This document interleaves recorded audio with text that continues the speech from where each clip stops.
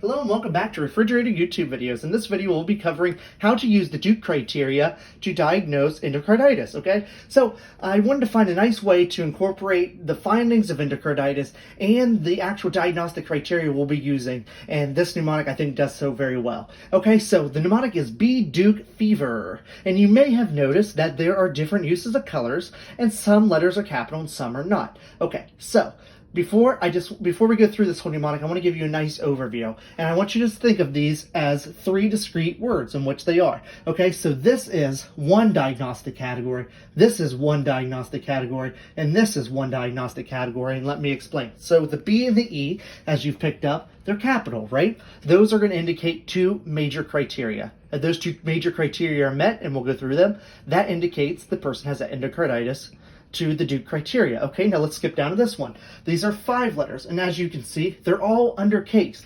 because they are minor criteria.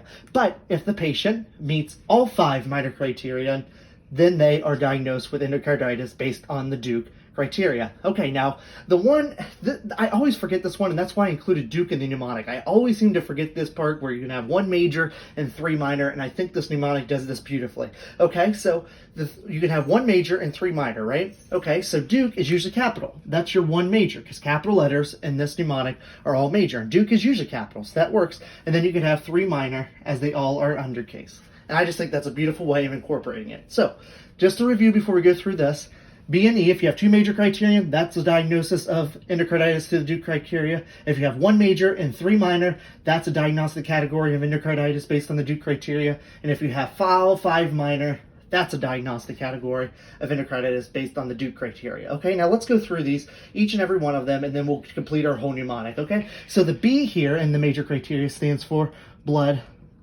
cultures. Okay, and I just want to briefly go through what actually meets that criteria for the blood cultures. And no, I don't have this memorized, and the mnemonic here isn't going to help with it, but I think just as a nice little touch-up, it's that basically to meet a positive blood culture for the major criteria, the patient's blood sample must have a typical pathogen, such as Viridans streptococci, Streptococcus bovis, the Haysick organism, Staph aureus, or Enterococcus with no focus, and they must have 2 out of 2 blood samples be positive. Or they have to have persistency with other organisms that aren't those most common ones, and there has to be 2 blood samples greater than 12 hours apart that are positive, or 3 out of 3, or a majority of greater than equal to 4 positive blood cultures over at least 1 hour. Yeah, those are really hard to memorize. We're just going to look those up in 3rd year anyway, but I thought it's nice to just include it all here. Or you can have a positive serological test at phase 1 Coxiella burnetii. Okay, and that's that weird one where you can get culture negative as well. Okay, so I know that kind of doesn't help the mnemonic all, but I just wanted to put it all in one place for reference, but we'll be looking that up whenever we need it. Okay, so the E stands for echo, okay?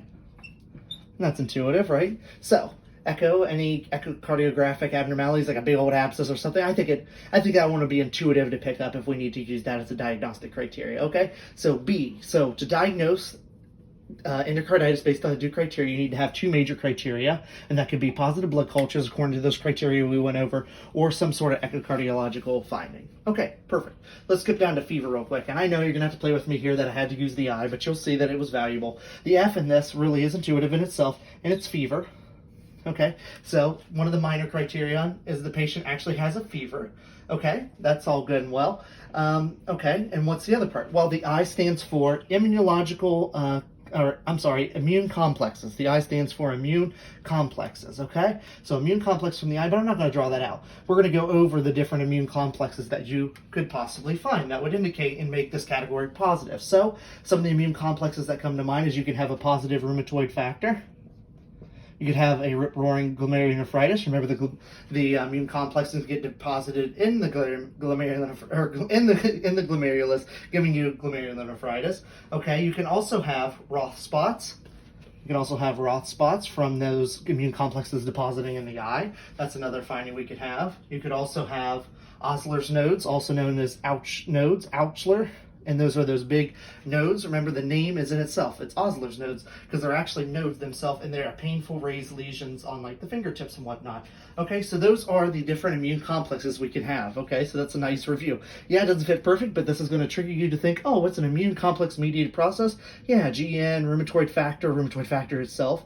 right? It can create an immune complex, that's an antibody, right? And then Ross spots in the eyes and Osler's nodes. I think of Osler's nodes as those nodes, I just think of these pilings up of the immune complexes. That's the way I think of Osler's nodes. And of course, if you're piling up immune complexes in your digits, that's going to be painful. Okay, so what does the V stand for? The V stands for vascular phenomena. Instead of writing out the vascular phenomena, let's go through a few of them right here. So what are some vascular phenomena you can, or vascular phenomena you could have, okay? You could have arterial or pulmonary emboli. Okay, those are two ones, but what is all the other ones that we always learn? What's the really fancy ones? We can learn about Janeway lesions, those are embolic, right? And so I like to think of Janeway lesions, they're not painful because, Mary Jane takes your pain away.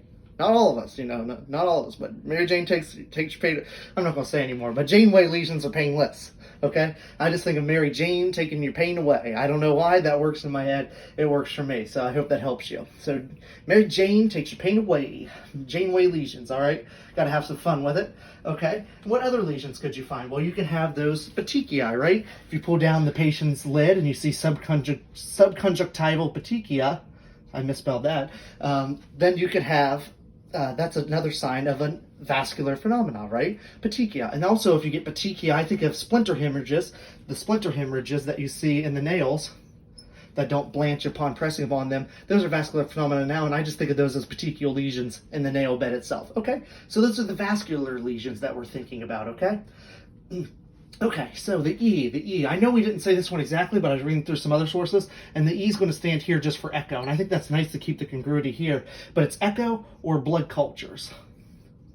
It's echo or blood cultures that don't meet the exact criteria for a major criteria. That's why it's in the minor. So it's an echo or a blood culture that doesn't exactly meet the major criteria for diagnosis, but still hints at that there's a possible endocarditis going on. So an example of a blood culture, you may have only one positive blood culture, but you still have that one positive blood culture that is still one of the minor criteria that could fulfill this category. Okay, and what's the last one? The R stands for risk factors.